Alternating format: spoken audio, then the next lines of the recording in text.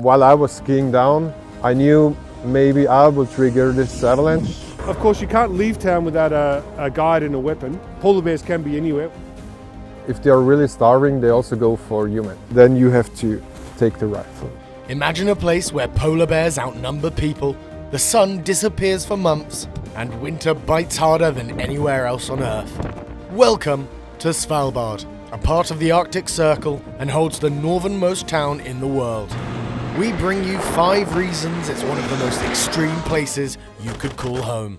Let's start with number 1, polar bears. That's right, over 3,000 of the world's largest land-dwelling carnivore calls this place home, and they aren't as friendly as they look. You always have to worry about polar bears just walking down the street. What we see now on Svalbard is there's the first generation of polar bears going for land-based animals and not for sea-based animals anymore. They need the sea ice to hunt seals. And if there is no sea ice, they are pushed towards the land and they go for birds, for eggs. And if they are really starving, they also go for humans.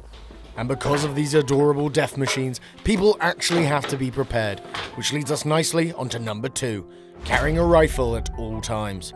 It's not for show, it's for survival. Even a quick walk to the shop might mean slinging a rifle over your shoulder, just in case one of those polar bears decides to say hello. Of course, you can't leave town without a guide and a weapon, because polar bears can be anywhere. We are very high up in the Arctic here. It's always a question of safety first.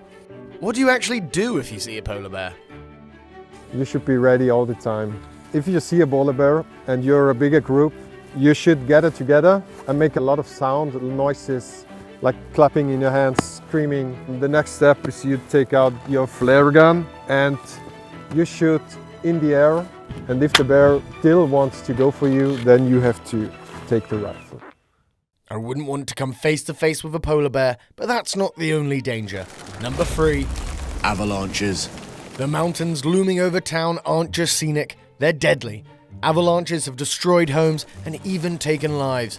A constant reminder that the landscape is unstable and merciless. In 2015, a major avalanche killed 2 people, a lot of houses, and resulted in we now have this system of avalanche stopper.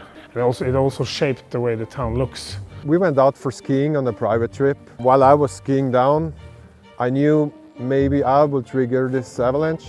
But for my colleagues, they chose probably not the best spot for waiting for me. And they had some, let's say, rush to get out of the run-out zone. On my commute, I just have to worry about train times. Imagine worrying about avalanches as well. That brings us on to number 4. You can't be born or die here. Wait, what? Let's unpack this one a little. That's right, because of the permafrost, bodies don't decompose. Burials are banned, and if you get seriously ill or pregnant, you're flown to the mainland.